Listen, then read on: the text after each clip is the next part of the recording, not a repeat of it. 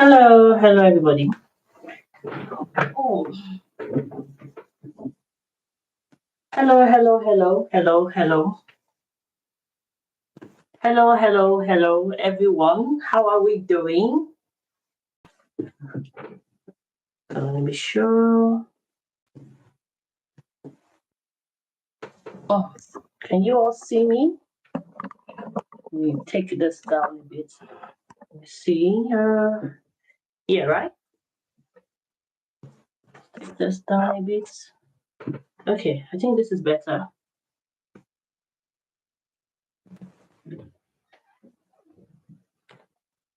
Just need to be.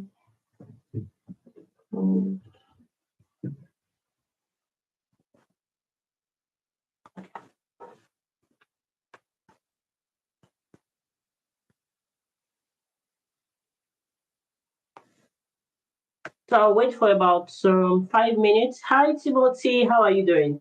How are you doing, Timothy? You're the first to be here. That's cool. So I'll wait for about 5 minutes or 3 minutes, then I'll start.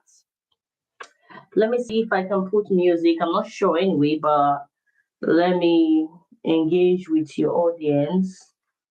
See if I can put music. Oh, let me start with this. Let me engage with the audience.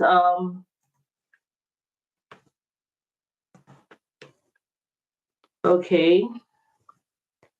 Do you budget?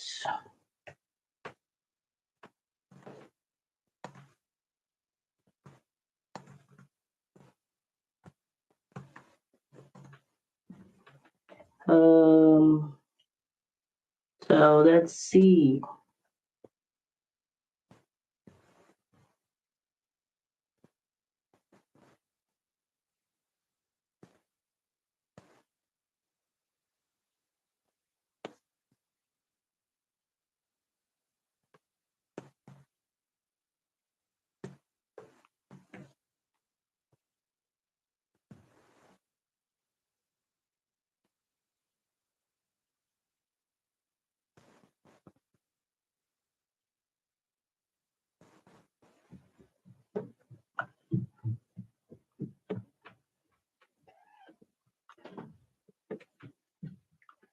Okay.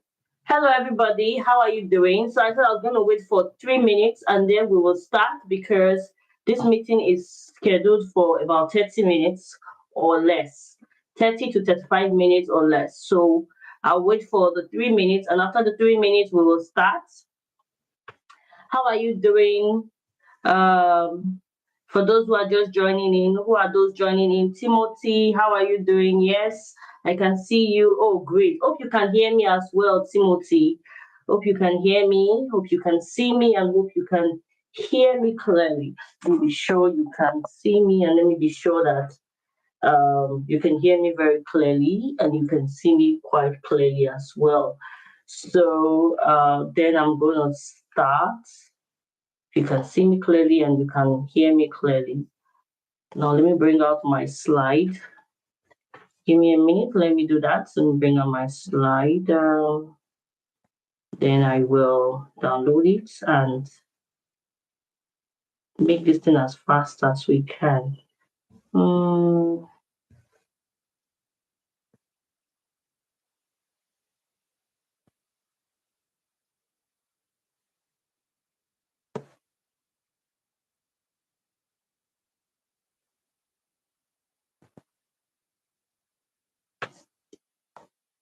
Okay. Smart budgeting.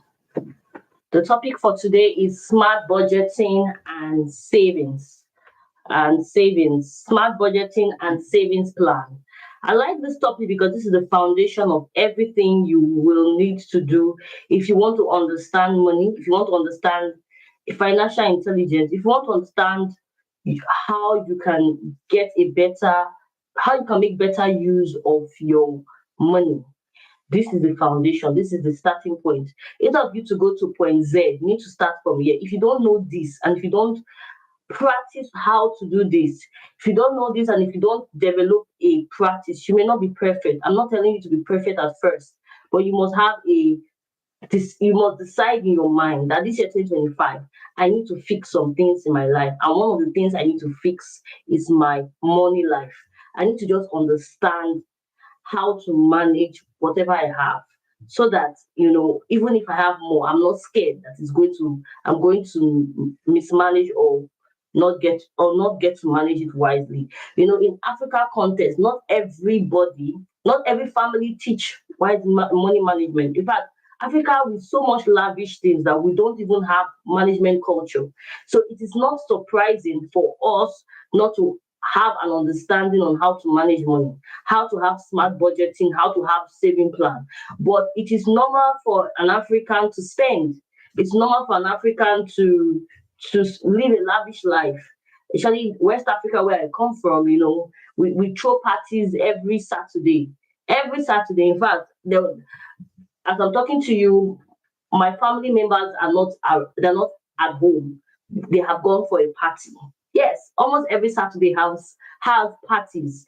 And if I would have gone, I wouldn't be here anyway. So I missed it.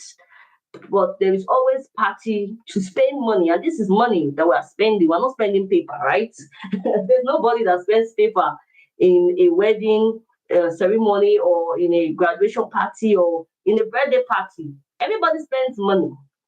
That's why you need to know not just how to spend, not just how to make it. Because in Africa, we are so much into how to make money, how to make money. You have to do 10 side hustles, 5 side hustles, 20 side hustles. But we don't think about how to manage money. Because a time will come when what you are spending, or what you have spent, you cannot get it back. A time will come when you don't even have the energy to spend again. You don't have the energy to make that money. A time will come when life will happen to you. Life happens to everybody, not just you. Life happens to everybody. A time will come when life will happen, and it is what you have saved that you will reflect to, and you'll be able to use what you have saved. So that is why this meeting is quite important. So I'll be sharing my screen now in a few moments. Sorry, stop sharing, this is the wrong screen. Um,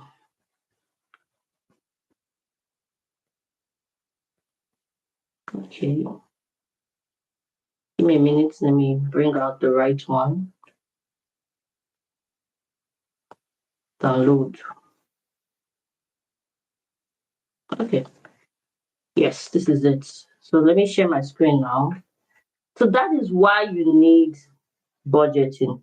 So for those who are here, Timothy, welcome again, and every other person who is here, welcome. You are learning what you will not learn anywhere for free.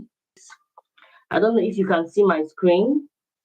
Please, if you can see my screen, write it on the comment section. I can see your screen, so that I'm sure somebody is seeing my screen. I'm sure you can hear me clearly. Just write it in the comment section. I can see your screen and I can hear you clearly. I can see your screen and I can hear you clearly. If you can do that for me in the comment section, that will be very much appreciated. I can see your screen. I can see your screen and I can hear you clearly. So let me take this. Let me reduce this.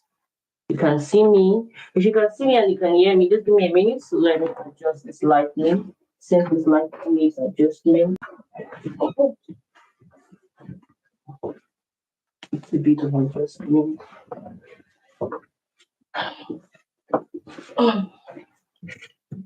If you can see me and you can hear me, please let me just check the comment section again. Just write it. I can see you and I can hear you. So I'm sure I'm not the only one here. Okay, I want to believe you can see my screen and you can hear me. So the topic of today is smart budgeting. Now let's go straight into the topic. What is smart budgeting?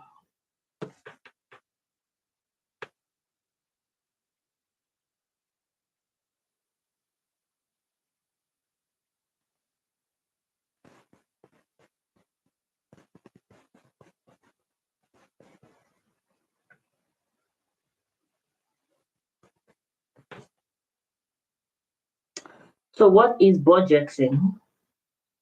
Oops. Is this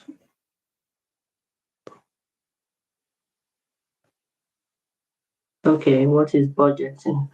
Budgeting is the intentional process of allocating your money to meet your needs, wants, and financial goal. I repeat, budgeting is the intentional process of allocating your money to meet your needs, your wants, and your financial goal.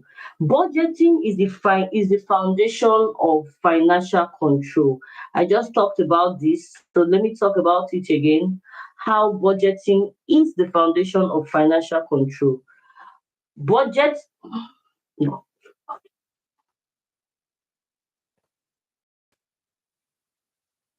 Budgeting is the foundation of your financial control. Budgeting is the foundation of every financial control. I said before you even, sorry, I want to put this well. I said even before you even start talking about how to start saving money, how to start, spending money. You need to start from the basis. Many times we don't start from the basis. That's why we don't get to use our money wisely. You need to start from the basis. You need to count your costs. You need to know how much you have, and how much you are willing to spend. It's not everything you have that you are willing to spend, or you are willing to save, or you're even willing to invest. You may not even be having enough to even spend or to save or to invest. You may not be having enough. So you need to count your cost. There's another that says you need to count your teeth with your hands. You will count your teeth with your hands. So that is the foundation. Budgeting is the foundation of financial control. The reason why I teach financial control is because everybody needs to understand how to manage money, how to use money. I earlier said that in Africa, we are very used to spending money, living lavish life. Today is Saturday. There's one, they call it Owambe. There's one Owambe somewhere. As I'm talking to you right now, I'm the only adult in my house. Everybody has gone for a party. Everybody has gone from one party to another party. My house is as quiet as something else. I'm the only one in my house. And if I wasn't doing this, maybe I would have also joined them. So Africa knows how to spend. But and we also do a lot of teaching on how to work for money, how to do three jobs, how to do side hustles, how to have three gigs. But we don't do enough orientation, enough practice, enough teaching on how to manage money. Because a time will come when you will not have the energy to even produce or to even work for money. These days will come. Time will come when you'll be stranded, you need emergency money. Time will come when you will retire and you will not have that energy to work like you used to work. In fact, even disability itself shows us that we don't have all the energy in the world to use. So we need to manage every little resources we have to to tally with the energy we have. So even disability will make you understand that you should be wise enough to understand that your body is deteriorating every day. You should be wise to know that you have too many limitations and you cannot be so extravagant with the little resources you have. One of the reasons why I took financial education seriously is because number one, I'm a woman. For you, if you're a lady and you're listening to me, you need to listen very well. Number one, you're a woman. I'm a woman. I discovered that I will need to get into a man's house. And I cannot just go there with just beauty and brain. I need to be able to plan my family and plan my resources so that we don't go into bankrupt. Because in this world we live in, nobody cares about anybody. You solve your own problem all by yourself. That is why you should not be nonchalant about money. You should take this thing seriously. Money is a serious thing. Money is a life and a death thing. Yes, just in case you don't know. Life and death, people kill for money. And people can be saved because of money. So that is why you need to plan your money well. And not just plan how you get money. You need to plan how you manage money. You need to plan how you save money. Because when the pocket is empty, you don't have nobody to beg. You don't have nobody to run to. And even if you do have, they may not give you as much as you expect. So that's why you need to be wise now. So you don't get disgraced or you don't get humiliated later. Now let's continue our discussion on money. I've talked about what is budgeting. how budgeting is the intentional process of allocating our money to meet our needs and our wants and our financial goal, and how budgeting is the pillar, how budgeting is the beginning of all our financial control.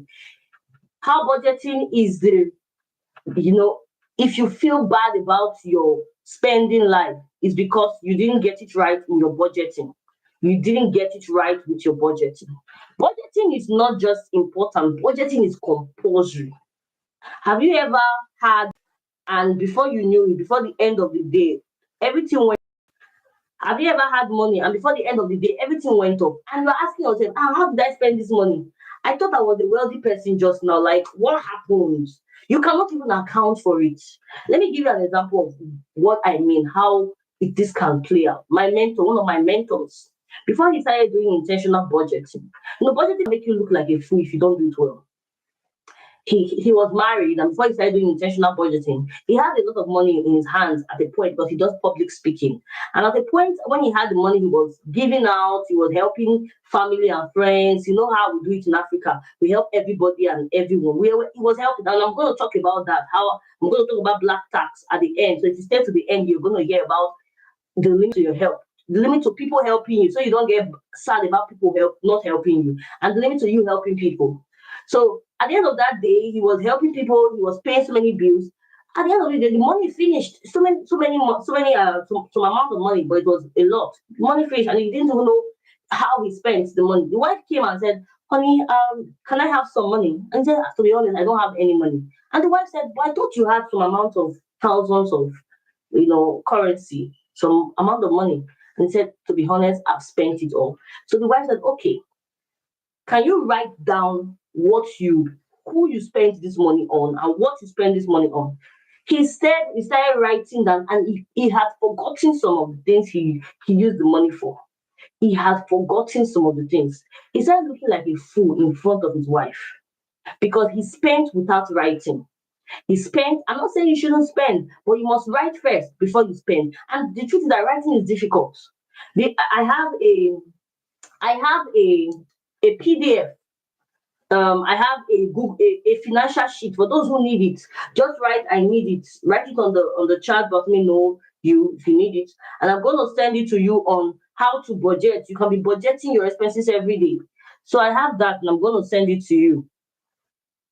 Now let's go into the consequences of not budgeting.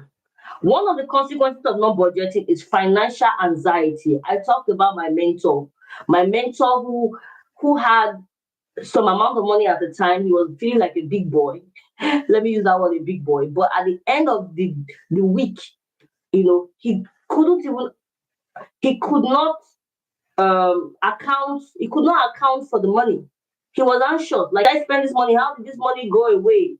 Just within a week. It was a lot of money, according to him. Financial anxiety. You'll be anxious. Like, oh my God, I'm going to get broke again. Oh my God, I'm broken again. Financial anxiety, debt accumulation.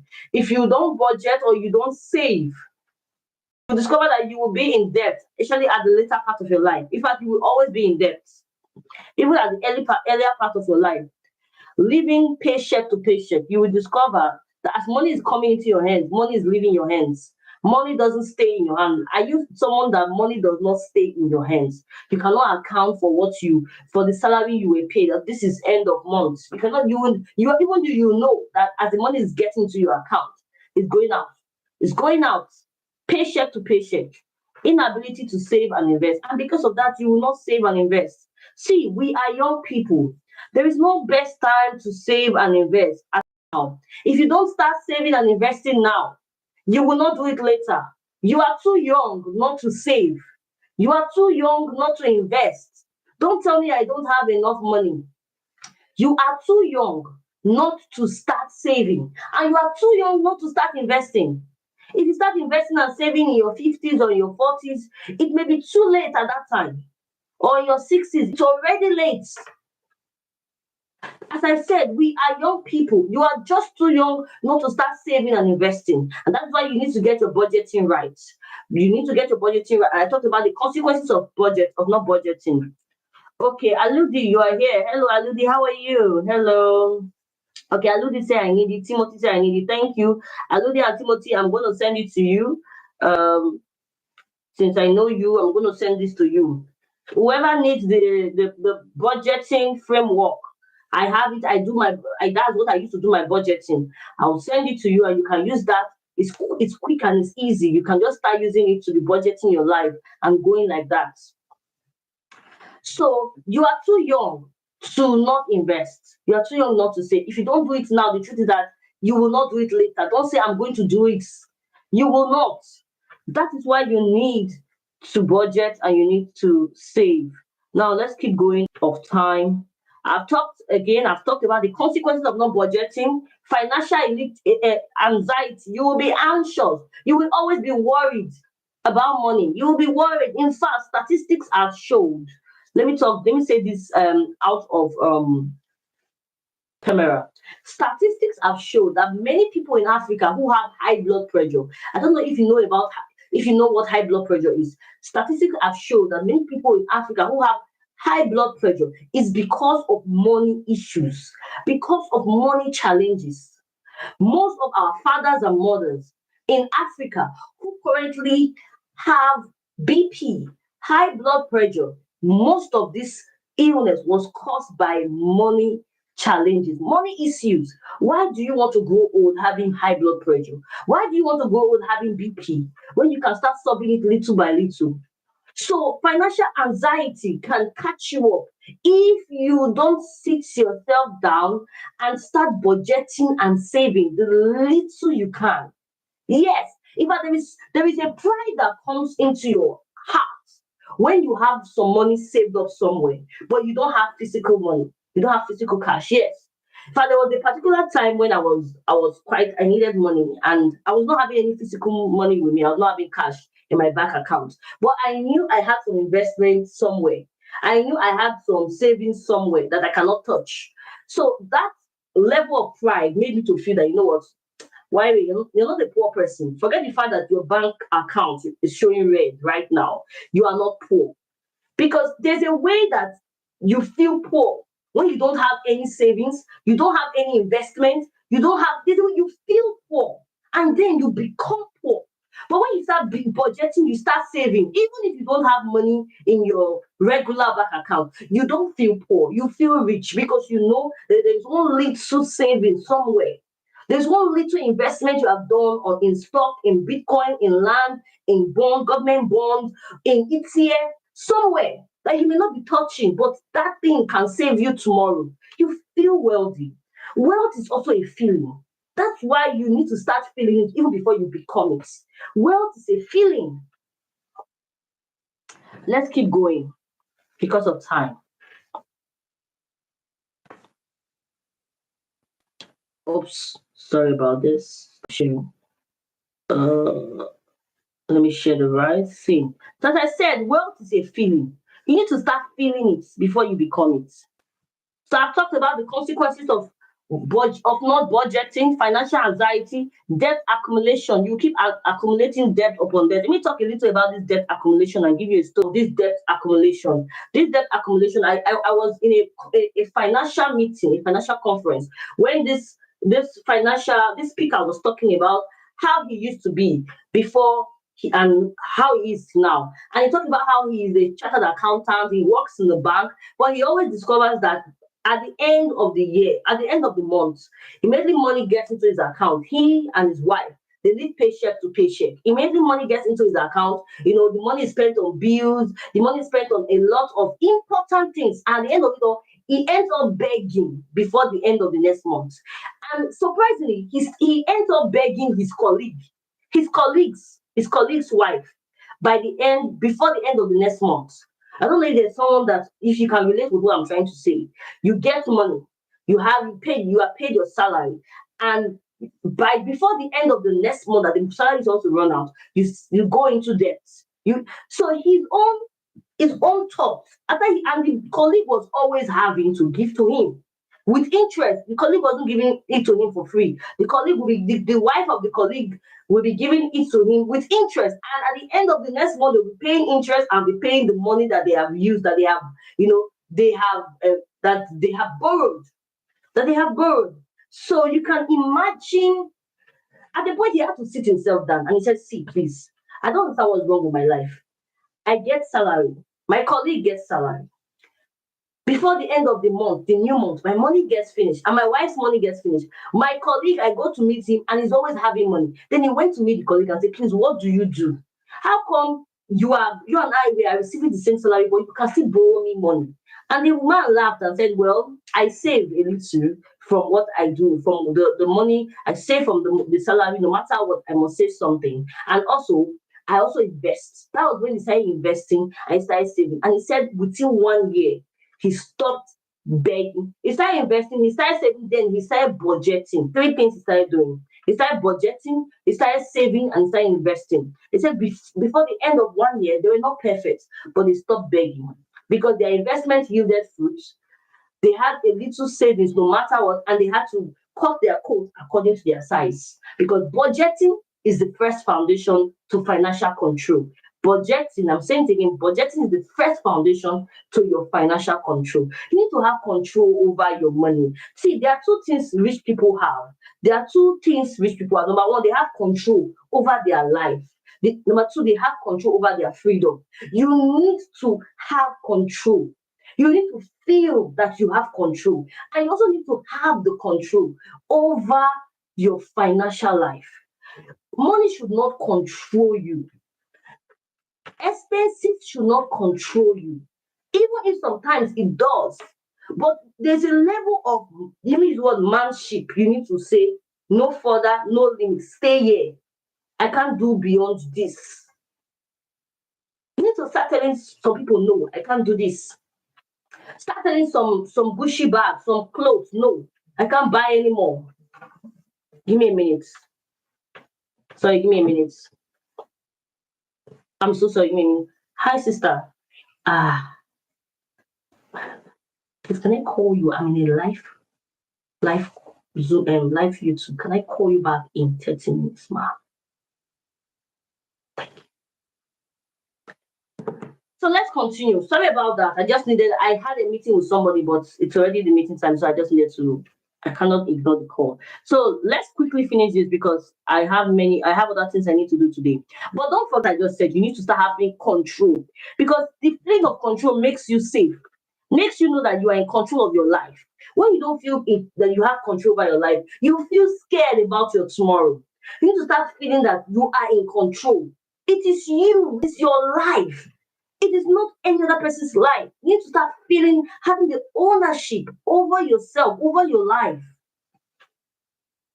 Psychology of spending. Now let's talk about spending. If you don't put a guard around your income, you will find yourself spending money in places. Let me repeat that. If you don't put a guard around your income, you'll find yourself spending money in places that you shouldn't. I'm not going to dwell on that. I think I've talked about that. Now let's talk about the difference between needs and wants. What is the difference between needs and wants? Because some people don't even know what needs are. Some people don't even know what wants are. Let's start with what is a need. A need, or let me use the word needs, are things that contribute to your survival as a human being on earth. Your needs should have more attention in your budget planning. Now let me take this off the screen and eyeball to eyeball. As I said, your needs, these are things that contribute to your survival. So let's think about it. What are the things that contribute to my survival? The things like food to eat, right? Things like shelter, things like clothes to wear, right? Just put some warmth around your body. These are your needs, and this should take more. This should take more space or more attention. You should give it more attention. Rather, you should give your needs more attention. You should give your needs greater attention because these are things that contribute to your survival. And if you are a person with disability, your needs can also be your medication. Your medical treatment can be your need. If you're a person with a disability and you need to go for checkup, you need to do you need to go see the doctor. Your needs, you need to have some allocation for that. Because if you don't, you may not survive it, right? Yes. So these are your basic needs. So what are your wants? So we can differentiate what needs and wants are. Because not everybody knows what needs and wants are. So what are your wants? Wants are something you desire but can live without. Example, designers clothes, trendy shoes, video games, vacation, and so on. So what are the things that you know you can live without? Some people don't know that they can live without some trendy things, some designers things. People don't know that they can live without some expensive things. Some people don't know that they can live without, you know, not going on that trip or not going on that vacation. They think that that's if I will die if I don't do it. No, the only thing that will kill you is your basic needs. If you don't have a shelter, if you don't have clothes around you, your body, and the weather is cold, you can die. If you don't take your medication, yes, you are likely to die. If you don't eat, if you don't eat for 7 days, 12 days, 14 days, it's likely that you will be malnourished and then you can lead to death. You know, if you don't, these are needs. If you have a family, you need to put them in shelter. So people with disability, I know we may not have so much money all the time, but yeah, the little we have, we need to prioritize what our needs are and what our wants are. Wants are not compulsory. If your eyes are too big and you're always looking out for your wants more than your needs, you will always have conflict of interest. You will always clash with what you should use your money for. And anybody at a point in time, we have that desire to want more, to earn more. The thing about budgeting is that let me make you understand something. The thing about budgeting is that even if your income increase, don't increase your lifestyle. It is absolute. I want to use a word, and I don't want to use a bad word because I'm on live and I'm on social media.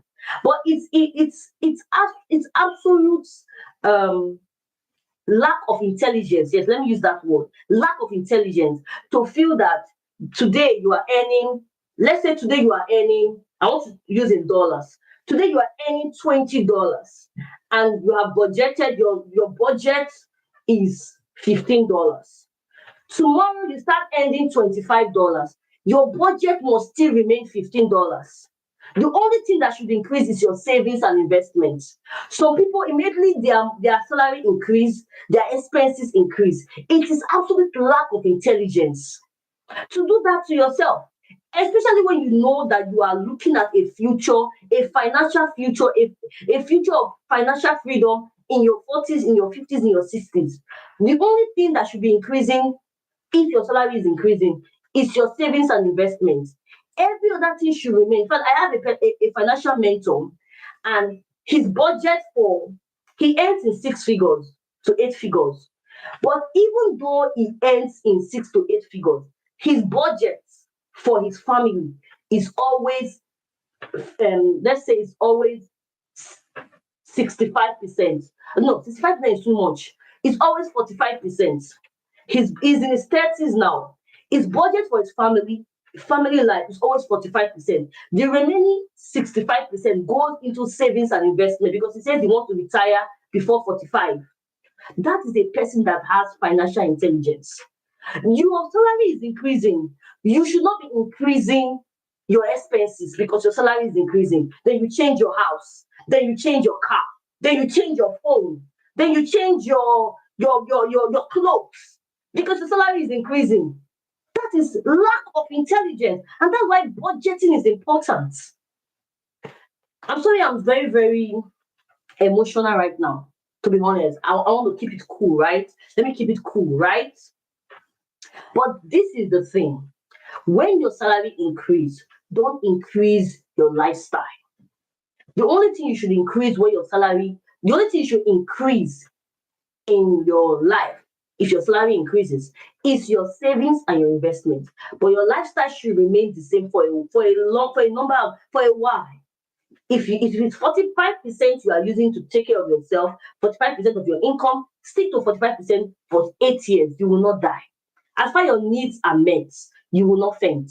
Stick to 45% for 10 years before you start yielding from your interest to satisfy your extravagant life. It is from your interest, it is from the investment, the proceeds of your investment that you use to satisfy your extravagant life. It is not from your income.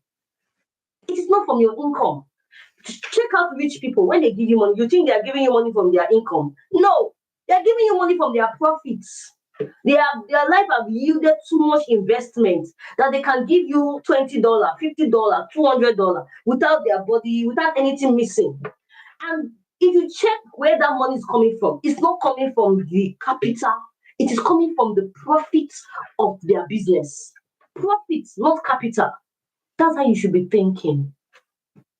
Let's keep going. We will soon be rounding off because I have other things to do. But if you're enjoying this thing, just be saying yes, yes, yes, thank you, I'm enjoying it. Just say something. Maybe show somebody is. And just write something in the comments. Thank you, LBD Foundation. This is eye-opening. If Mr. Nelson is here, please give us some testimonial for people to copy and paste, because I need people to copy and paste some testimonial if Mr. Nelson is here. So let's keep going.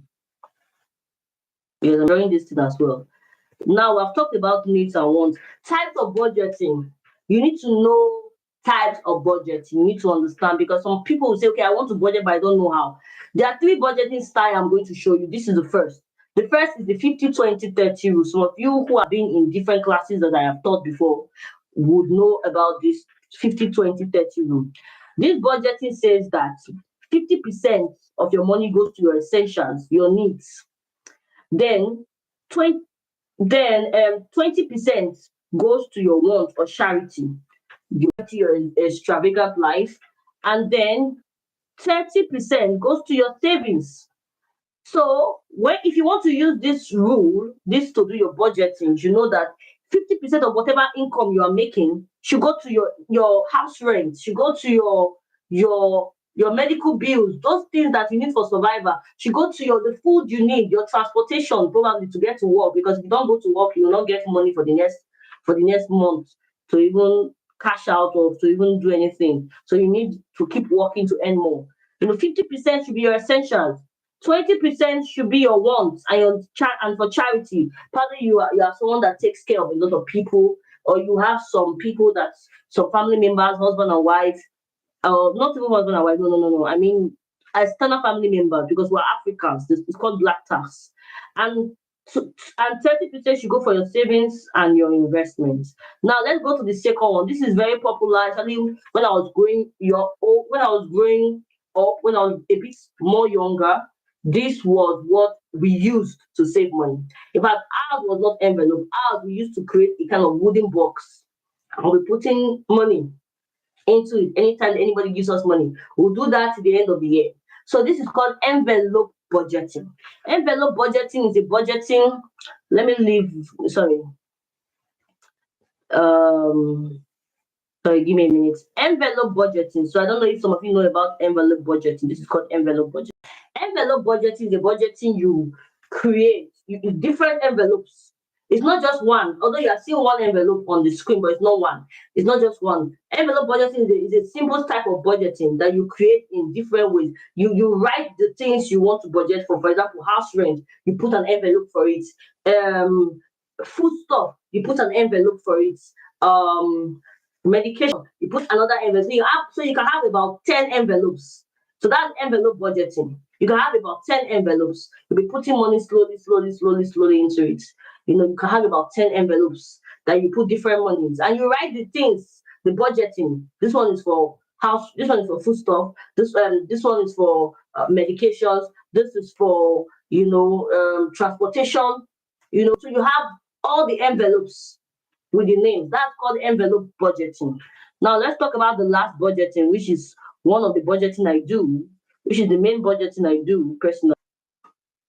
Pay yourself first.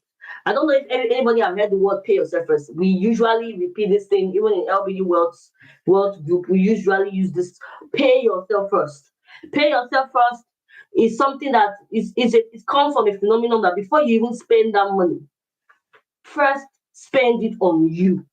First take your own from it. Before you spend that money, take your own. You deserve to live a good life. You deserve, before you start spending it on family members, on house maintenance, on rent. Keep for yourself. Keep for yourself. Keep for yourself. That's what pay yourself first is all about. Keep for yourself. So let's talk about pay yourself first. Pay yourself first says under $50. I use dollar because you can use it for any you can relate it with your currency. I don't know what your currency can be. We have different people here and different currencies. So under $50, you save and you invest 20% of your salary. If you get paid under $50 in my country is about 100,000 naira, or less than 100,000, like 75,000 or less than 100,000 naira. So you must save and invest 20% of that money. 20% of 100,000 naira can be you are saving 20,000 naira. You must save 20,000 naira every month from your salary. And then you use the remaining 80,000 naira for your normal essentials and other things. So you budget yourself with the 80,000 naira. So that's pay yourself first. So you see, $50 to 199. We're advising you to start saving and investing 30% of your income. $200 to $499. We are advising you to start saving 40% of your income. 499 $500 to $999. We're advising you to start saving 45% of your income. And above $1,000, we advise you to save 50% of your income. This can vary, especially if you have a family. If you're not single like me, you have family members, you can reduce this or you can increase this percent. But this is the structure we advise you to look into your income and put the structure in. This will help you. Now, I need to finish this thing. How to create a functional budget for your income. You need to consider, number one, your income. How much do you earn in your country? Or how much do you think you can, if you are a person with disability and you are into soliciting for arms, how much do you think you can beg in a month and that can sustain you? You need to think about your income. Another thing, your current financial situation. How is your financial life? Are you having a tough time, or are you having some amount of money to that, some a source of income that gives you money? Because if you don't have a source of income, it will be difficult for you to even think of budgeting in the first place. And lastly, your financial goal. Where do you see yourself in the next 20 years? The truth about it is that you need to see yourself somewhere. If you don't see yourself anywhere, you will not get anywhere. You need to see yourself somewhere. You need to have a picture of a vision, even if you don't have any money right now. Just have a picture of where you want to be. Your financial goal. Where do you see yourself in the next 20 years? Do you see yourself still begging? Do you see yourself poorer? Or do you see yourself having, you need to have a specific figure of amount of money you want to retire with by the time you are 45 or you are 55. You need to start thinking and seeing. If you don't see, you will never have. So what is your financial goal? Where do you see yourself in the next 20 years? How much money do you see yourself accumulating? So when you start seeing, that's when you can start working on your budgeting plan and your savings and your investments. But you must first have a financial goal. You must first have what you want to see. I can remember there was a particular time I had to call one of my team members, one of my staff, and I asked him a question. I said, how many houses do you want to have? How many cars do you want to have? How many lands do you want to have? This is a way of projecting yourself to start seeing yourself. I started talking to him because he was a married man at that time, or he was almost a married man. I had to say, how many houses and where do you want to have those houses? How many countries do you want to have those houses? Those are the energy that can fuel you into your financial freedom early enough. When you start thinking of what you want to do with money, what you want to do with life, then you start before as the thoughts, as the vision is coming, you start having thoughts on how to get ideas on how to do those things. That's where energy fuels from. It starts with a financial vision.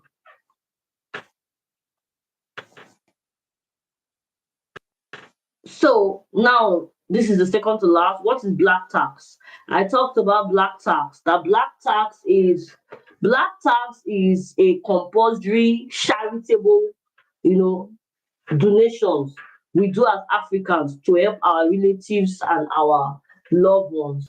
Black tax in Africa is quite a bit of an emotional and a voluntary service we use. We help people in our family, our extended family. We help them, we assist them, we provide for them. So that is black tax. So what is black tax? Black tax is a voluntary emotional donation, charitable work we do to our external families or our loved ones, and even to strangers.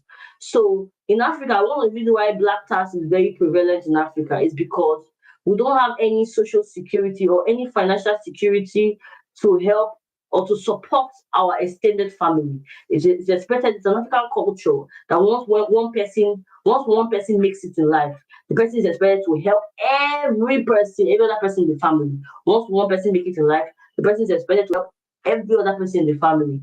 But this can be very tiring. This can be very stressful for many people, especially the younger folks, because you know it takes a lot. The person who you think has made it may just be trying to stand, and you want the person to help so many people. So it may not go round, and it may not be in easy. So how do I encourage you with black tax? How do I encourage black tax? If you want to spend, you need to spend wisely. Now we're talking about spending. How to solve black tax? Black tax should not be more than 25% of your budgeted income. So when you budget your expense, when you budget what you want to spend, your expenses, you budget your charity, you budget everything. Black tax, or when you get your income and you have budgeted your needs or what you want to use your money for, you have removed your savings and investment from it first. Please remove your savings and investment first. Then you can use whatever is remaining. You can take 25% from it and use it as black tax.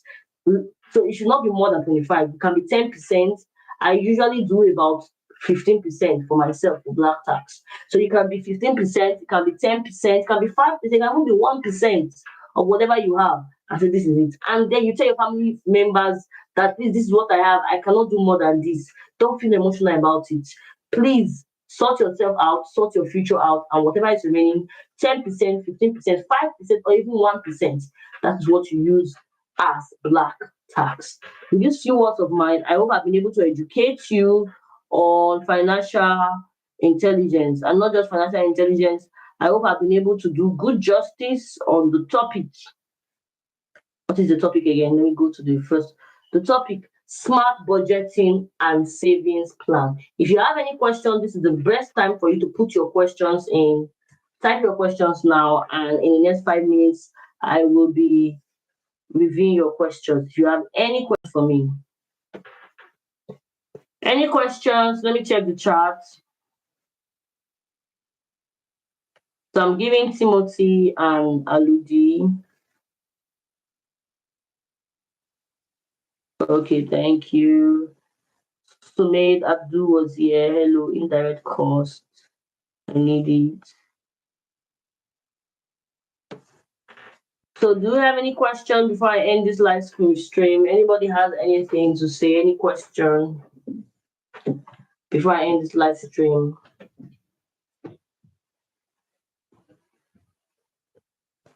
Okay. In the absence of no question, if you have any question after now, please put it on the chat box. I'm going to reply. But in the absence of no question, I wish you all good luck and enjoy your smart budgeting and your smart budgeting and savings plan from now on. I'm going to send the workbook to those people who indicated that they need the workbook.